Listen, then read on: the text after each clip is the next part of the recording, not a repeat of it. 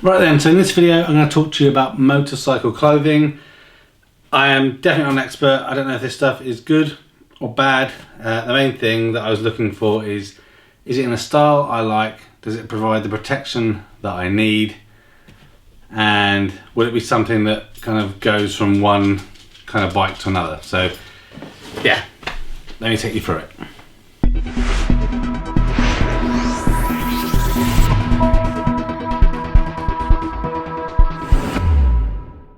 Okay, so the one thing that I think I underestimated, I probably bought some, I definitely got an extra jacket more than I needed, but this stuff is kind of more expensive than I thought it'd be. Now, I guess you can definitely get some cheaper stuff than what I've bought here, but I wanted stuff that, one, was going to keep me safe, two, was hopefully going to last, and three, kind of would fit in with the style of bikes that I like. So the bike that I'm getting, I wanted to kind of fit in with that style, and then longer term, the bike that I really kind of like right now is an Indian Scout Bobber, and so I'm trying to make sure that these are clothes that I like and feel comfortable to wear. So I thought I'd take you through kind of what it is I got, why I've got it, and yeah, basically what it means. So start off with the booty slash trainers. So I think probably the thing I should say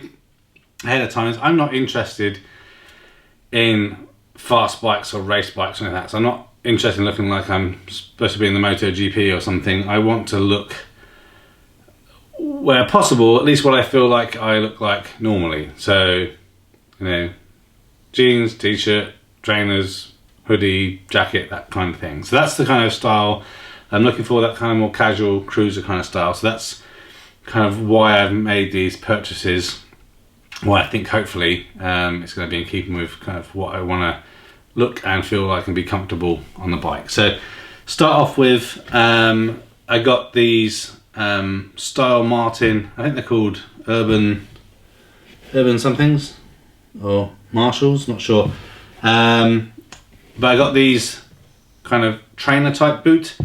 So a couple of the key things about a bike shoe slash boot, as far as I'm aware based on my research, is a couple of things that you kind of want. You want ankle protection. So these are really kind of stiff and reinforced around the ankle. Also have some reinforcement in the toe, not steel toe cap. You don't want that, because then if someone drives over your foot and then chops your toes off, you'll be a bit sad about it. And also there's some sort of reinforcement or something in the bottom so that the shoe will not bend backwards on itself. So you've got a bit of flexibility upwards, but does not bend backwards. So these feel really comfortable. You can walk in them pretty well. I'm not saying you want to kind of walk for hours and hours on them, but you can kind of wear these so you could kind of get on your bike, go somewhere, spend an hour doing something, and they're going to feel kind of comfortable. And I think that when you've got them on, they just kind of look like a pair of Vans or something that I've got already, or some Converse or something. So I kind of really like the style of these. Be interested to see kind of how they stand up. So they should be somewhat waterproof. Not sure how the material, it's kind of like it looks suede-ish, but it isn't. So be interested to see how it kind of stands up to usage, but I think they look kind of pretty cool for what I'm looking for, and they're not like a hardcore boot, which that's not the kind of style that I wanted. Then if we have a quick look at gloves, so you want to be wearing gloves really, because if you come off you're going to hurt your hands, so you put your hands down or something. So I've got two types of gloves. I've got these Merin gloves. These are quite warm and waterproofy, so I think they'll be pretty good in the winter, and they still are pretty flexible. So one of the important things about gloves for biking, again based on my research, is you want a glove that really fits well. So not too long, not too short. You want to be able to move your hand and get kind of good grip on the leaves and stuff, but you don't want excess in the fingers, because then you're not going to have the tactile movement that you want on the controls and everything. So got these for winter times, which is obviously fastly approaching. And then when I was doing my CBT, I had some really nice thin lightweight gloves on that I couldn't really find anywhere else. But when I was up at the Mutt HQ, they had these Mutt branded kind of summer gloves, and they feel really nice, really soft. So I think I'm quite a warm person, so I think they might actually be quite good in the winter as well, but much more flexible, but still have kind of knuckle protection, and obviously they're made out of leather, so you've got some padding on here, so still giving you a good level of protection, but obviously don't have the same level of waterproofing and the warmth of the Mering gloves. You can get heated gloves and stuff like that. We'll see kind of what happens in the future, but I think that's something good to get me started. So I have gloves for winter, gloves for the slightly warmer weather, and I should be good. Next things you see here, these yellow things are some of the types of armour. These ones I got given for free, so if I wanted to make my own pair of jeans, I was struggling to find a pair of jeans that had the kind of fit and style I liked, so did contemplate having my kind of own jeans made up a little bit. So I got given these for free from a motorcycle shop when I was buying some other stuff. But this is kind of what it looks like inside these jackets. Different brands tend to have different colours, but from the kind of experience I have, Class 1 tends to be black, which is kind of like the entry-level CE kind of armour requirement. The other ones are like level 2 and kind of change a little bit. I went for slightly more expensive level 2 armour in general. It means it's a lot thinner, and I can't remember the name of the material now. Is it D3Com or something? I'll put a little message below, but it's even thinner material and very flexible, but when it gets hit it becomes rigid, so if you come off the bike or anything, it's going to become rigid and protect you. And the advantage of that is you pay a little bit more, but it means that the clothing isn't super heavy, and it also feels more comfortable and less obvious that you have armour in there. So we'll talk a little bit about that when we look at the jackets. But obviously you have different types of armour for different places, so some of these ones are a bit universal, so shoulder, elbow and your knee. You also get ones for the hips and kind of butt area and your back, so you can get the armour that fits into the jackets themselves, or you can wear some kind of undergarment that has armour in there, or even kind of some strap-on kind of spine protectors and stuff like that. So it depends what you want to go for. So this is just kind of what I'm starting with. Then I've got this Mering coat. So again, the gloves kind of match the coat, but this is kind of like a Barbour-esque kind of waxy jacket. So perfect for the winter because it's waterproof. I think I quite like the style of it. I think it looks pretty decent. It has some Kevlar lining. It has pockets inside for the armour in the arms and the shoulders, and an insert for the back. But as you can see, it doesn't really look like it's got armour in it. Obviously I can feel it, but it's relatively soft, relatively flexible. It's got a good level of pockets in there for some storage, but also these kind of zips that open up for air vents. So if you are getting a bit hot, especially when you're stuck in traffic, you can open that up, get a bit more airflow. And on the inside of this one, it has a removable liner. So this liner on the inside here, you can remove that in the kind of warmer months and then put it back in for the winter. But like I said, it's got some pockets on the inside, and I don't think it looks pretty good really. So that's that one. I'll just pop that to one side.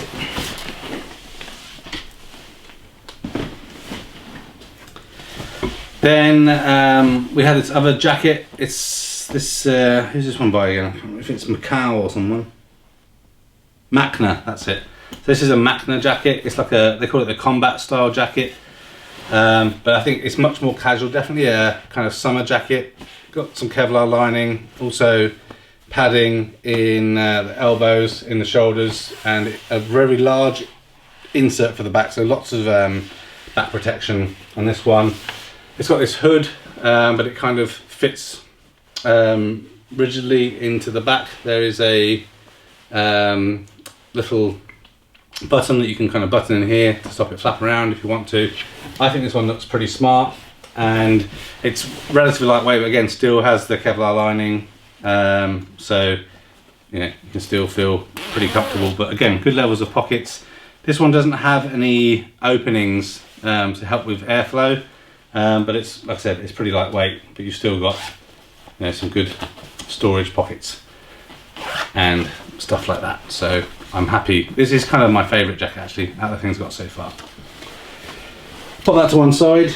Actually, I'll just show you just an example if you're not familiar with the jackets. So this is the example of this whole area here is for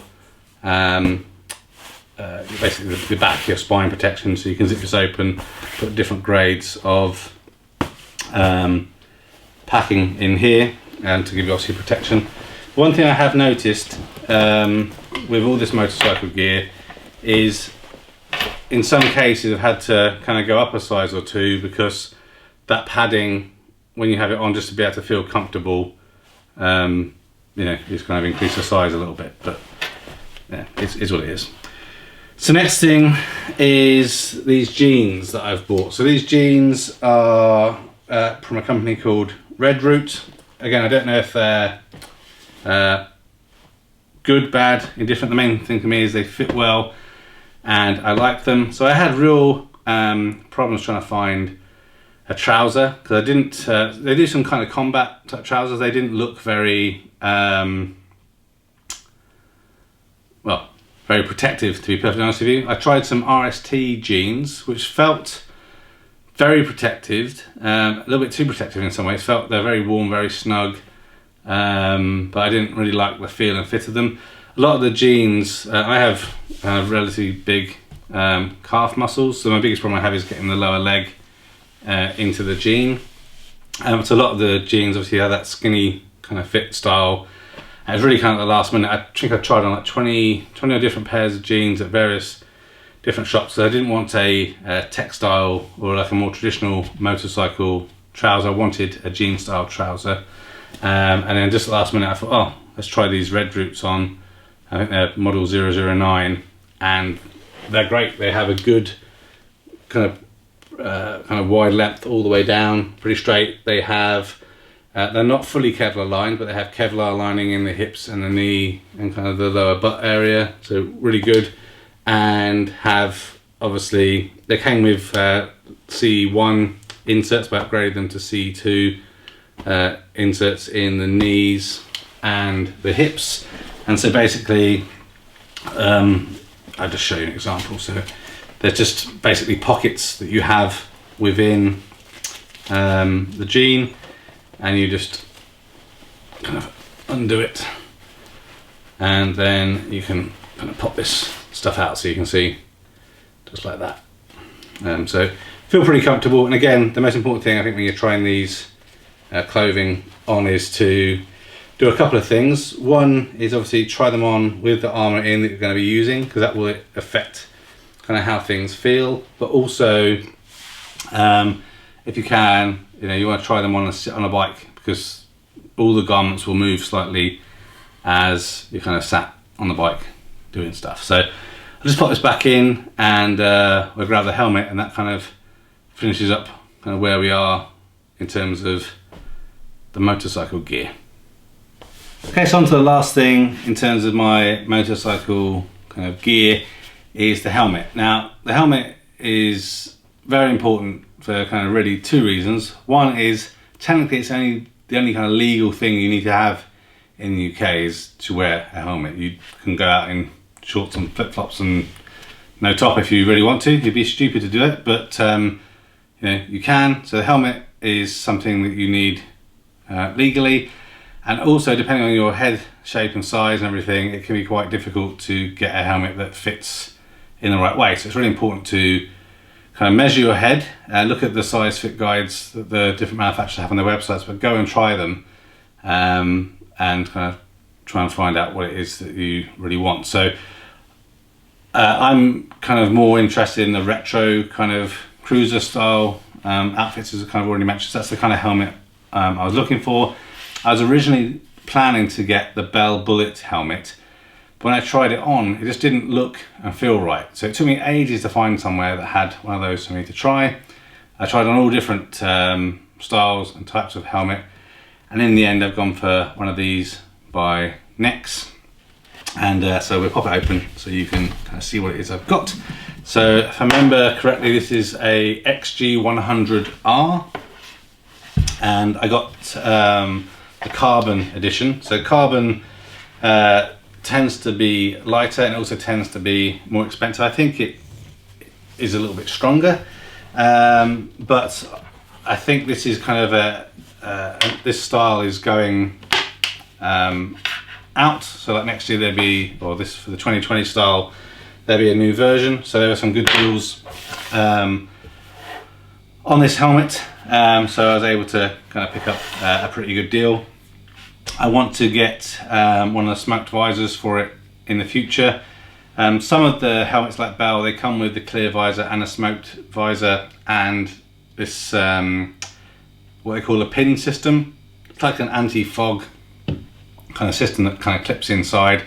The Nex helmets do come with its kind of own stick-in kind of layer. I think they're a Portuguese company, but yeah, I think this looks really good, and it fits really well to my shape of head. So my kind of head measurement was 60 centimeters, so I've gone for the extra large. I did try a large one as well, because basically you want to have a snug as fit as you can that's still comfortable, but doesn't move around too much. So there's lots of kind of helmet fitting guides online. You can read obviously from the manufacturer, but basically you want it to be relatively hard and snug to get on, because that's going to mean it's going to be relatively hard and snug to kind of pop off. You want to be able to, if you kind of move it left and right, it's your cheeks that want to be moving, not the helmet really around your head. You don't want to be able to get your hand up into the top of it, because that means there's, you know, you want a nice comfortable fit all around the head, no kind of particular pressure points. And also if you kind of do it up and kind of tip at the back of your head, you don't want it to roll off, because it should be secure. And then there's various different kind of standard requirements. In the UK, you're looking for something that's ECE certified, and most of the time they either have a sticker kind of on the back or on the label somewhere. It will tell you that it's the right certification, or obviously you can check the website. So what I like about this is I like the style of it. I'm not really interested into really colourful helmets or things with lots of graphics on.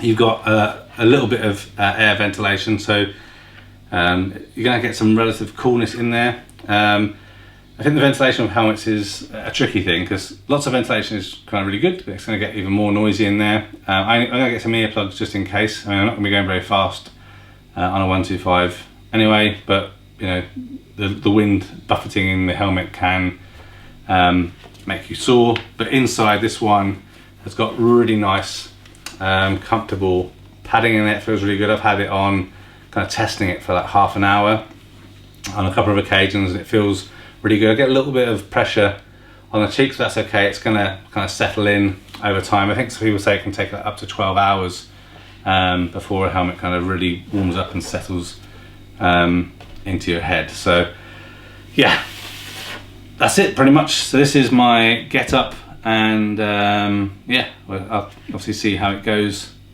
once I get the bike and everything. I'm pretty excited about it. But if you've got any questions or comments, please leave them obviously in the comments section down below.